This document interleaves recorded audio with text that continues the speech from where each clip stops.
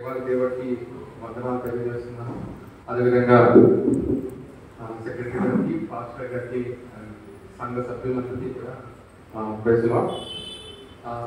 నేను చాలా ups and డౌన్స్లో ఉన్నాను అనమాట. సో పాయింట్ ఏంటంటే నేను ఎక్కువ టైం తీసుకోను అయ్యారు. మీరు ఇచ్చిన 2 minutesకి నేను ట్రై ఫినిషాం. ఇది నా చేతిలో ఉన్నది ఏంటంటే నా ఇంజనీరింగ్ సర్టిఫికేట్. కాకపోతే మామూలుగా ఇంజనీరింగ్ మాదిరిగా తెలిసి ఉంటుంది, డిప్లొమా వాళ్ళకి 3 yearsలో అయిపోతుంది. సో నేను జాబ్ చేస్తూ ప్యారలల్గా ఇంజనీరింగ్ కంప్లీట్ చేశాను.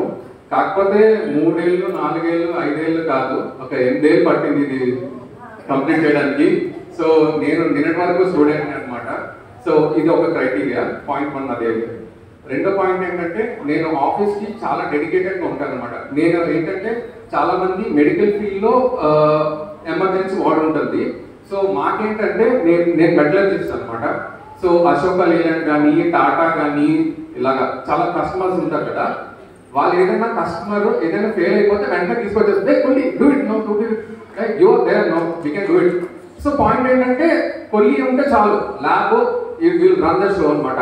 మామూలుగా అయితే 9 to 5 is the working time. నేను నైట్ 11-12 వరకు వర్క్ చేస్తాను. ఎందుకంటే నైట్ 11 o'clock కూడా రిపోర్ట్ రిలీజ్ చేస్తాను. సో ఏంటంటే ఎగ్జాంపుల్ ఏంటంటే ఒక కారు డీజిల్ కారు అనమాట. ఒక కారు ఫీల్డ్ లోకి వెళ్ళిందంటే అది యాక్సిడెంట్ అవ్వచ్చు. సో దానికి ముందే మేము చాలా టెస్ట్ చేస్తాం అనమాట. టెస్ట్ చేసి మార్కెట్ రిలీజ్ చేస్తాం.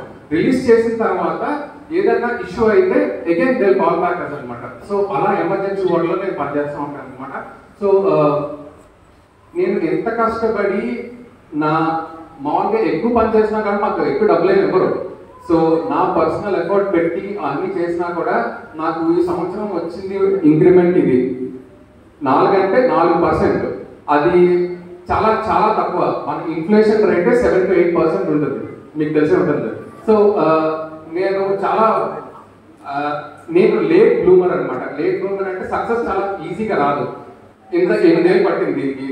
సో సో పాయింట్ ఏంటంటే నెక్స్ట్ ఎంటెక్ చేద్దాం అనుకుంటున్నాను. మా అమ్మాయి 10th వచ్చేస్తుందేమో చూడాలి.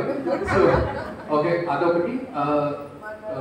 సో అదొక రెండో పాయింట్. మూడో పాయింట్ ఏంటంటే నేను మొన్న అయ్యగారిని కలిసినప్పుడు ఒక్క విషయం అన్నారు, అది నాకు చాలా ట్రిగ్గర్ అయింది. అది ఏమన్నారంటే నీకు ఏది కావాలో నువ్వు అది దాని ఎగ్జాక్ట్ గా పిన్ పాయింట్ గా అడుగు అన్నారు. నేను ఆ రోజు ప్రార్థన చేసుకున్నాను అనమాట. ఒక రేస్ ఉంటుందండి, 40 మంది ఉంటారు రేస్లో ఏంటంటే మా టీమ్మేట్స్ అనమాట. టీమ్మేట్స్ కి ప్రమోషన్ వచ్చేది 2-3 వస్తుంది ఎవ్రీ ఇయర్. 40 మందిలో నేను ముందుకెళ్ళాలంటే మా టీం లీడర్ ఓకే చేయాలి. దాని తర్వాత అతని పైన senior manager, group head, range head, national head, ఇవన్నీ రేస్ లో పాల్గొంటే నేను టాప్ 3లో ఉన్నాను. అయినా సరే నేను ప్రమోషన్ రాలేదు. నేను చాలా నాకు అలవాటే లేండి, 7 సంవత్సరాల నుంచి ప్రమోషన్ రాలేదు, అది వేరే విషయం ఏంటి. సో నాకు మళ్ళీ మొన్న ఫోన్ వచ్చింది. అయ్యగారు చెప్పిన రోజే నాకు మా రేంజ్ హెడ్ నుంచి ఫోన్ వచ్చింది. కొలి, you submit this degree, I know you will be in a positive side అన్నారు.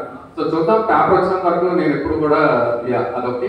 ఓకే, రెండో పాయింట్. లాస్ట్ పాయింట్, గాలి తుఫాన్ వస్తుంది కదా మనకు జనరల్గా. గాలి తుఫాన్ వచ్చినప్పుడు నేను మా అమ్మాయిని ఒకసారి పార్క్ తీసుకెళ్ళాను. మా బామ్మది తను టేక్ కేర్ చేస్తాడు అనమాట. చేస్తుంటే సడన్ గా క్లైమేట్ చేంజ్ అయిపోయింది.